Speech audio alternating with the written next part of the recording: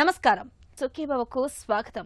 ఈ రోజు సుఖీభవలో ఆయుర్వేదంతో ఆసనంలో బాధల మాయం, డిజిటల్ పరికరాల్ని ఎలా చూస్తున్నారన్నది ముఖ్యమే. ప్రోస్టేట్ క్యాన్సర్ ను పట్టుకొండిలా, మద్యం తాగకున్నా కాలేయ జబ్బు, ఇంకా హెల్త్ టిప్. కొన్ని రకాల సమస్యలు ఎలా ఉంటాయంటే ముళ్ల మీద కూర్చున్నట్లుగా ఉంటుంది. కాసింత ఉపశమనం కోసం తల్లడిల్లేలా చేస్తూ ఉంటాయి. మలద్వారం దగ్గర కనిపించే పైల్స్, ఫిస్టుల్లా, ఫిషర్స్ సమస్యలు అలాంటివే. బయటకు చెప్పుకోలేక, చికిత్స తీసుకోలేక మనలో చాలా మంది ఈ సమస్యల్ని మొదలుపెట్టుకుంటూ ఉంటారు. నిజానికి పైల్స్, ఫిస్టుల్లా, ఫిషర్స్ వంటి బాధలకు ఆయుర్వేదంలో చక్కటి చికిత్సలు, ఔషధాలు అందుబాటులో ఉన్నాయి.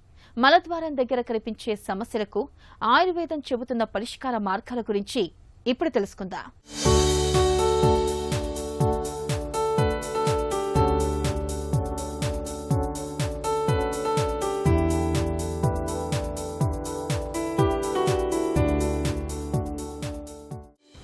సమస్య వచ్చిన చోటు, అది పెట్టే బాధ, ఇవి రెండూ మనిషిని ముళ్లకంప మీద కూర్చున్నామా అన్నట్టుగా బాధిస్తుంటాయి. మలద్వారం చుట్టూ ఆసనంలో కనిపించే బాధలు అలాంటివే. పైల్స్, ఫిస్టులా, ఫిషర్స్ అలాంటివే. ఏళ్ల కొద్దీ మలబద్ధకంతో బాధపడుతున్నప్పుడు, ఆహారపు అలవాట్లు గాడి తప్పినప్పుడు, కారం, మసాలాలు, చికెన్ వంటి వాటిని అతిగా తీసుకుంటున్నప్పుడు, తగినన్ని నీళ్లు తాగనప్పుడు, పొగ, మద్యం వంటి అలవాట్లు ఉన్నప్పుడు, తీవ్రమైన ఒత్తిడి, ఆందోళనకు లోనవుతున్న పరిస్థితుల్లో ఆసనంలో సమస్యలు పుట్టుకొస్తుంటాయి. మలబద్ధకం ముదిరిపోయి ముందుగా పైల్స్, ఆపై ఫిషర్స్, ఫిస్టులా, పిలకలు వంటి సమస్యలు పురుడు పోసుకుంటాయని చెబుతున్నారు ఆయుర్వేద వైద్యులు డాక్టర్ భాస్కర్ రావు గారు. సుశ్ర సంహితలో ఈ గుద సంబంధిత వ్యాధులలో గుద విదారణము, యానల్ డైలిటేషన్ అనేటువంటి ఒక ప్రత్యేకమైనటువంటి చికిత్సా పద్ధతి ఉంది. ఆధునికంగా యానల్ డైలిటేషన్ టెక్నిక్ను ఇదివరకు కొయ్యల్ అంటే వుడెన్ యానల్ డైలేటార్స్ కానీ, మెటల్ యానల్ డైలేటార్స్తో తయారు చేసబడేటువంటి వాటిని ప్రతిరోజు డిఫరెంట్ సైజులలో స్మాల్, మీడియం, బిగ్ యానల్ డైలేటార్స్ను మనము లూబ్రికేట్ చేసి గుదంలోకి కొంత సమయం పెట్టేసి తీయడము, క్రమేణా సైజును పెంచడం ద్వారా ఏదైతే స్ట్రక్చర్ కానివ్వండి, స్టీనోసిస్ కానీ ఏదైతే జరిగిందో అది గ్రాడ్యువల్గా డైలేట్ చేయబడి దానికి సంబంధించినటువంటి అన్ని రకాలైనటువంటి వ్యాధులు మంచి ఉపశమనం జరిగేది. నిజానికి ఆధునికంగా చూసిన, ఆయుర్వేద పరంగా చూసినటువంటి అన్ని రకములైనటువంటి యానోరెక్టల్ డిజార్డర్కు బేసిస్ ఏంటంటే స్ట్రక్చర్ ఆర్ స్టీనోజ్డ్ యానల్ కెనాల్.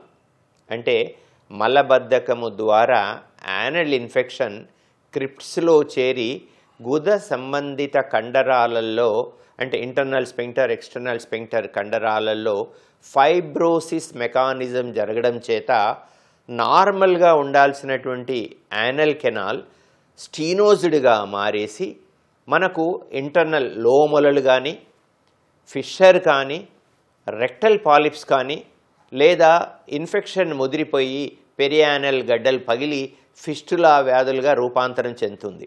ఈ స్టీనోసిస్ వ్యాధిని మొట్టమొదటనే గుర్తించి గుద విదారణము, యానల్ డైలిటేషన్ ఆయుర్వేదిక్ పరంగా చేసినట్టయితే ఏదైతే పెక్టినేట్ బ్యాండ్స్ ద్వారా యానల్ స్టీనోసిస్ జరుగుతుందో ఆ పెక్టినేట్ బ్యాండ్స్ యొక్క రప్చరు జరిగిపోయి యానల్ కెనాల్ నార్మల్గా మారి తద్వారా అబ్నార్మల్గా రేజ్డ్గా ఉన్నటువంటి ఇంట్రారెక్టల్, ఇంట్రాల్యూమినల్ ప్రెషర్ సాధారణ స్థితిలోకి వచ్చి మనకు అంటే లోమొలల యొక్క రూపాంతరం కానివ్వండి, ఫిషర్ యొక్క రూపాంతరం కానీ మారకుండా మనకు అనేక రకములైనటువంటి మన వ్యాధులని, గుద సంబంధించినటువంటి వ్యాధులని నివారించవచ్చు.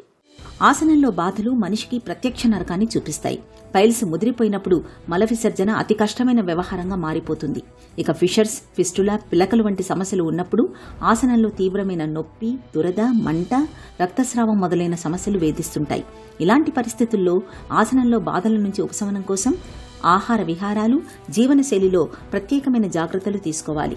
ముందుగా మలబద్ధకం లేకుండా చూసుకోవాలి. ఇందుకోసం పండ్లు, పండ్ల రసాల వంటి ద్రవాహారాల్ని ఎక్కువగా తీసుకోవాలి. రోజువారీ ఆహారంలో ఆకుకూరలు, పీచు పదార్థాలు తప్పకుండా ఉండాలి. పెరుగు, మజ్జిగల్ని తప్పనిసరిగా తీసుకోవాలి. ఆహారంలో కారం, మసాలాలు బాగా తగ్గించాలి. చికెన్, మటన్ వంటి వాటిని చాలా పరిమితంగా తీసుకోవడమే మేలు. కుర్చీకి అతుక్కుపై పనిచేయడం మంచిది కాదు. తీవ్రమైన ఒత్తిడికి, ఆందోళనకు లోను కాకుండా ఉండాలి. మనం ఇటీవల మేము యానోరెక్టల్ వ్యాధులైనటువంటి హెమరాయిడెక్టమీ కానివ్వండి, హెమరాయిడోపెక్సీ కానివ్వండి, లేజర్ థెరపీ కానివ్వండి, ఫిషరెక్టమీ కానివ్వండి, పాలిప్స్ రిమూవల్ అగ్నికర్మ కానివ్వండి, లేదంటే మాన్యువల్గా తీసేసినా కానీ, ఫిస్టులాటమీ, ఫిస్టులెక్టమీ, ఈ అన్ని రకాలైనటువంటి చికిత్సా పద్ధతులలో మొట్టమొదటగా యానల్ స్టీనోసిస్ కనుక ఉన్నట్టయితే దాదాపుగా ఒకసారి సింపుల్ డైలటేషన్ చేయడం జరుగుతుంది. సర్జరీ యొక్క అవసరం లేకుండా స్టీనోసిస్ను మనము ఇప్పుడు steel anal dilators, medium, small, big anal dilators దొరుకుతున్నాయి. 3 రకాలు మేము అడ్వైజ్ చేస్తాం. వాటిని కొబ్బరి నూనెలో కానీ, నెయ్యిలో కానీ పూసుకొని ప్రతిరోజు పడుకునేటప్పుడు 5 to 10 minutes స్లోగా ఇన్సర్ట్ చేసుకోవడం ద్వారా ఈ స్ట్రక్చర్ ఫార్మేషన్ రాకుండా చేయొచ్చు. కొన్నిసార్లు ఏమవుతుంది, ఈ హెమరాయిడెక్టమీ లోపల ఈ మ్యూకోకుటినేస్ జంక్చర్ యొక్క ప్లేస్ తగ్గిపోయినప్పుడు మెకానికల్ స్ట్రక్చర్ వస్తుంది. అట్లాంటప్పుడు కూడా ఈ గుద విదారణము లేదా యానల్ డైలిటేషన్, మెకానికల్ ఈ డైలేటార్స్ ద్వారా మనము ఉపయుక్తంగా వాటిని యూస్ఫుల్గా చేసి మళ్ళీ వ్యాధులు తిరగతోడకుండా మనము ఈ పద్ధతి ద్వారా చెప్పబడింది. విశేషం ఏంటంటే యానల్ డైలిటేషన్ అనేటువంటి విధానము సుశ్రుత సంహిత లోపల 3000 సంవత్సరాల క్రితమే చెప్పబడింది. సో అంటే ఈ అనాటమికల్ చేంజెస్ అనేటివి ఉన్నాయి. దీని ద్వారా డిఫరెంట్ రకాలైనటువంటి అనేక రకాలైనటువంటి గుద సంబంధిత వ్యాధులు వస్తాయనేటువంటి ఒక శాస్త్రీయమైనటువంటి దృక్పథము ఆయుర్వేదంలో ఉంది. కాబట్టే గుద విదారణము లేదా యానల్ డైలిటేషన్కు అంత ఇంపార్టెన్స్ ఇవ్వడం జరిగిందండి. ఆసనంలో బాధలు తగ్గేందుకు పైల్స్, ఫిస్టులా, ఫిషర్స్ వంటి సమస్యలు తగ్గుముఖం పట్టడానికి వీలుగా ఆయుర్వేదం తనవైన కొన్ని ప్రత్యేక పరిష్కారాల్ని చెబుతుంది. ఉసిరికాయ, తానికాయ కలిసిన త్రిఫలా చూర్ణాన్ని ప్రతిరోజు తీసుకుంటూ ఉంటే విరేచనం సాఫీగా జరుగుతుంది. ఆసనంలో బాధలు ఉపశమిస్తాయి. అల్లం, తేనె, నిమ్మరసం, పుదీనాను నీళ్లలో కలిపి తీసుకోవటం వల్ల పైల్స్ బాధల నుంచి మంచి ఉపశమనం దొరుకుతుంది. 1/2 టీ స్పూన్ జీలకర్ర పొడిని 1 గ్లాస్ వాటర్లో వేసి నిత్యం తీసుకుంటూ ఉంటే పైల్స్ బాధల తీవ్రత చాలా వరకు తగ్గుతుంది. నువ్వుల నూనెను తరచూ మొలలకు పట్టిస్తుంటే నొప్పి, మంట నుంచి మంచి ఉపశమనంగా ఉంటుంది. ఆయుర్వేదంలో ఫిస్టులాకు దారంతో చేసే చికిత్సను ఒక చక్కటి పరిష్కారంగా చెప్పుకోవచ్చు. మందు పూసి ఉన్న ఒక దారాన్ని ఫిస్టులా ముఖద్వారం నుంచి లోపలకు వెళ్లగలిగినంత మేరకు ప్రవేశపెట్టి శస్త్రచికిత్స చేస్తారు. ఆర్ష కుఠారస్, త్రిఫలా గుగ్గుళ్లు, అభయారిష్ట, దశమూలారిష్ట వంటి ఔషధాలను కొంతకాలం పాటు డాక్టర్ పర్యవేక్షణలో వాడుకుంటే మంచి ఫలితం ఉంటుంది. పైల్స్, ఫిస్టులా, ఫిషర్ వంటి బాధలు ఎంతకీ తగ్గనప్పుడు శస్త్రకర్మ విధానం, ఆర్సోఛేదన, క్షారకర్మ సూత్ర విధానాలకు వెళ్లడం మేలు. హెల్త్ న్యూస్ మీకోసం. పిల్లలతో మొబైల్ ఫోన్లు, ట్యాబ్లు వంటి డిజిటల్ పరికరాల వాడకాన్ని తగ్గించడానికి ప్రయత్నిస్తున్నారా? పరిమిత సమయాన్ని కేటాయించడం, వారి చేతి నుంచి పరికరాలు లాగేసుకోవడం వంటివి చేస్తున్నారా? ఇవి మంచి పద్ధతులే కావచ్చు, కానీ అంత సమర్థమైన పద్ధతులేవి కావని తాజా అధ్యయనం పేర్కొంటుంది. డిజిటల్ పరికరాలతో ఎంతసేపు గడిపారనే దానికన్నా వాటితో ఎలా గడుపుతున్నారు, వీటి వాడకం వ్యసనంగా మారిందా అనేవే కీలకమని అధ్యయనం సూచిస్తుంది. 10 నుంచి 14 మధ్య వయసులోని పిల్లలు డిజిటల్ పరికరాలకు అతుక్కుపోవడానికి, వారిలో ఆత్మహత్య ఆలోచనలు కలగడానికి పరికరాలతో గడిపే తీరుకు సంబంధం ఉంటున్నట్లు బయటపడింది. తల్లిదండ్రులకు ఇది మంచి విషయమేనని చెప్పుకోవచ్చు. ఎందుకంటే ఇప్పుడు ఎక్కడ పడితే అక్కడ డిజిటల్ పరికరాలు కనిపిస్తున్నాయి. పిల్లలు వీటిని రకరకాల పద్ధతుల్లో వాడుతున్నారు. విశ్రాంతి సమయాల్లో వినోదం కోసమే కాకుండా స్కూల్ వర్క్, చదువులకు వాడుకుంటున్నారు. రోజు డిజిటల్ పరికరాలు వాడే పిల్లల్లోనూ చాలా మందిలో మానసిక సమస్యలేవీ లేకపోవడం గమనార్హం. అందువల్ల వీటి వాడకం విషయంలో అందరినీ ఒకే ఘాటున కట్టలేమని పరిశోధకులు చెబుతున్నారు. అయితే డిజిటల్ పరికరాలను చూడడం వ్యసనంగా మారితే, అంటే నిద్ర, చదువులు, సంబంధాలను దెబ్బతీస్తున్నా వీటి వాడకాన్ని ఆపలేకపోతే ఆత్మహత్య ఆలోచనలు, మానసిక జబ్బుల ముప్పు గణనీయంగా పెరుగుతున్నట్లు తేలిందని వారు వివరిస్తున్నారు. చాలా మందిలో వీటి వాడకం వ్యసనంగా మారుతూ ఉండడం ఆశ్చర్యకరమైన విషయం. 11 ఏండ్ల వయసు వచ్చేసరికే ముగ్గురిలో ఒకరికి ఇవి వ్యసనంగా మారుతూ ఉండడం గమనార్హం. ఇలాంటి వారిలో 14 ఏళ్లు వచ్చేసరికి ఆత్మహత్య ఆలోచనలు, తమకు తాము హాని చేసుకోవడం 2 రెట్లు ఎక్కువగా కనిపిస్తున్నట్లు తేలింది. వయసు పెరుగుతున్న కొద్దీ మూత్రగండాలు కూడా పెరుగుతూ ఉంటాయి. ముఖ్యంగా మగవాళ్ళకి ప్రోస్టేట్ గ్రంథి పరిమాణం పెరగడంతో తరచూ మూత్రానికి వెళ్లాల్సి వస్తూ ఉంటుంది. అయితే మనసు మూలాల్లో ఎక్కడో ప్రోస్టేట్ క్యాన్సర్ గురించిన అనుమానము మెదులుతూ ఉంటుంది. ఇలాంటప్పుడు 6 నెలలు ఏడాదికోసారి ప్రోస్టేట్ స్పెసిఫిక్ యాంటీజెన్ పరీక్ష PSAను చేయించుకుంటే చాలు. ప్రోస్టేట్ గ్రంథిలో క్యాన్సర్ ఆనవాళ్లను చాలా ముందుగానే పసిగట్టొచ్చు. ప్రోస్టేట్ గ్రంథిలో క్యాన్సర్ ఆనవాళ్లను పట్టించే PSA పరీక్ష గురించి ఇప్పుడు తెలుసుకుందాం.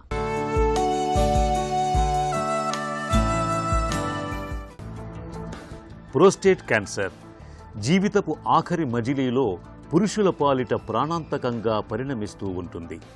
అయితే కొన్ని అనుమానిత లక్షణాలను గమనించటం ద్వారా ప్రోస్టేట్ క్యాన్సర్ను ముందుగానే పసిగట్టడం పెద్ద కష్టమేమీ కాదు.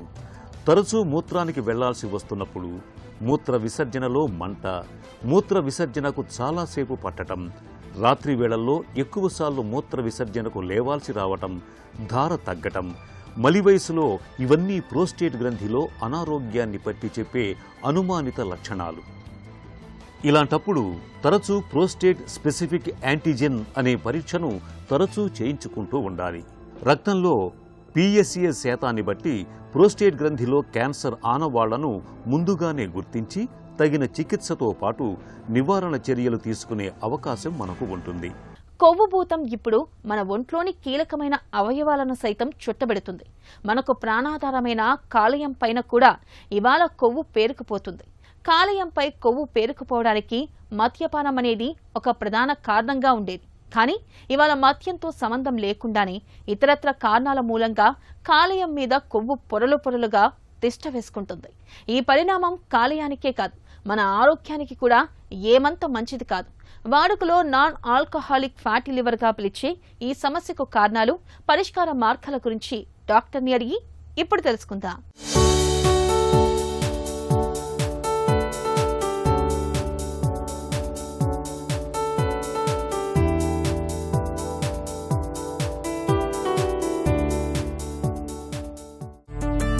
మద్యం అలవాటు లేకపోతే కాలేయం సురక్షితమని అనుకోవచ్చా? మద్యం తాగిన వాళ్ళకి లివర్ జబ్బు రాదు అని.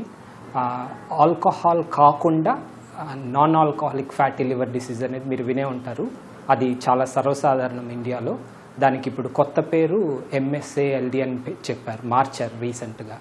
అది కూడా ఒక కారణం అండి. ఇవి కాకుండా ఇంకా hepatitis B, hepatitis C, auto immune liver diseases అనేవి కూడా లివర్ జబ్బులండి.